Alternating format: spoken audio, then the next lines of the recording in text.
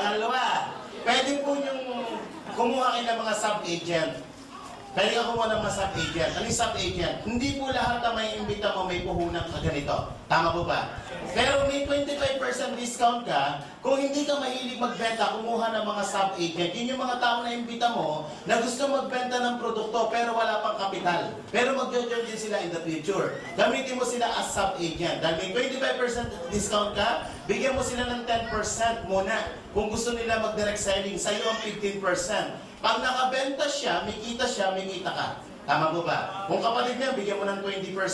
At least ikaw may 5% kahit papaano. Kung dati mong kaaway yan, bigyan mo ng 2%. Sa'yo ang 23%. Nakatulong ka na. Nakaganti ka pa. Hindi, huwag yung gagawin ito. Masama ugali niyo. Idea, tama lang po to. Tamang partihan na to. Maganda po ba ito? Walang quota na pinag-uusapan. Makabenta o hindi makabenta, okay lang po. Yan ang kagandahan sa ating company. Sa ibang company, ang direct selling may minimum quota. May quota ka per month. Tayo po, walang quota na pinag-uusapan. Pangalawang kitaan na pwede mong gawin, ito na po yung tinatawag na direct referral bonus. I'm sure marami kayong kakilala na gusto nyo tulungan. Tama po ba? Gusto nyo kumita rin sa kumpanya. Okay.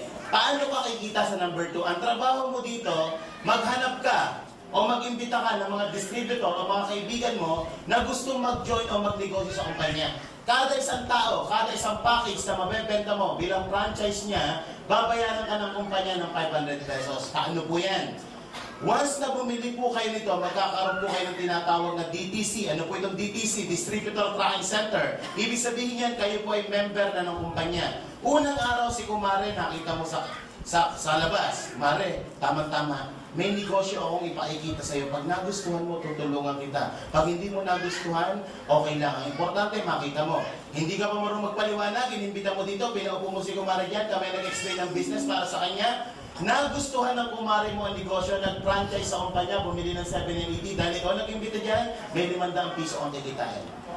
Maganda po ba? O, may dialogue ka na. Another brand mo, kinabukasan ako, Mari. Tama-tama, nagpangita tayo. May negosyo akong ipakikita sa iyo. Pag nagustuhan mo, tutulungan kita. Pag hindi mo nagustuhan, gustuhin mo. Pwersa ka na. 500 ulit. Kada isang tao po na pipili sa inyo nito, na ikaw ang personal na nag-imbita, 500 piso ang kikitain nyo. Makalima po kayo sa loob ng isang buwan, may 2,500 ka. Makasampu ka, meron kang kitang 5,000. Tip sa number 2. Anong dapat mong gawin para dumami ang kita mo sa number 2? Sa number 2, huwag mo muna kayo mag-explain, lalo pag bago ka. Ang trabaho mo during your first month is mag-imbita. Iba po ang imbitasyon sa presentasyon. Tama po ba? Yung iba kaya nahihirapan mag-imbita, nag-iimbita pa lang, nagpapaliwanag na.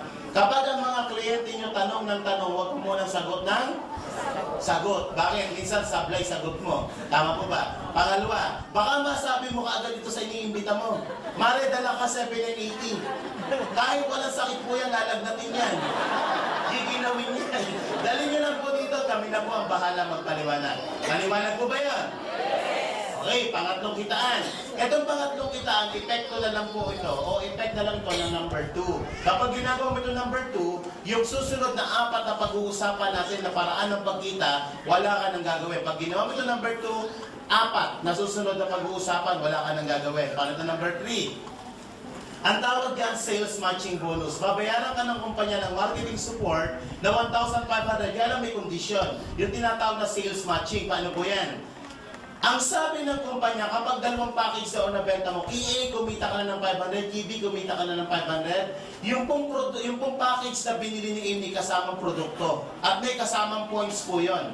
Ang points na kasama ng binili ni A is 1,200 points. Ang sabi ng kumpanya sa number 3, kapag may 1,200 points ka daw sa left side mo at may 1,200 points ka sa right side mo, babayaran ka pa ng additional 1,500. Lumalabas, sa dalawang package pala na nabenta mo sa dalawang mong kaibigan na kami ang nagpaliwanag, kikita ka na magkano? 2,500. Maganda po ba? Maganda.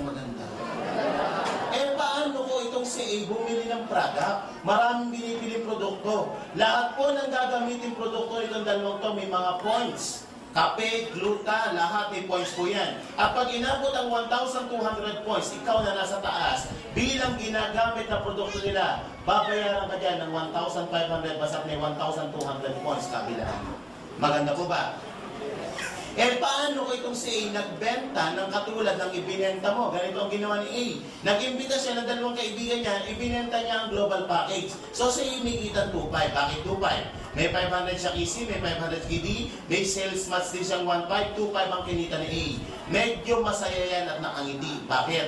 Yung kinita mo at ang kinita niya, parehas na kayo. Tama po ba? So, etong isa, medyo mahihain, isa lang ang nabenta niya. So siya may kita 500.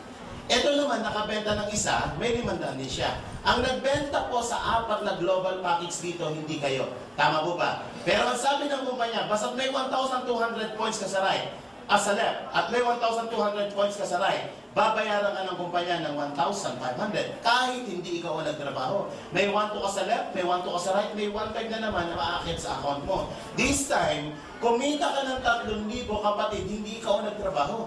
Sino ang nagtrabaho? Itong dalawa. Tama po ba? Kung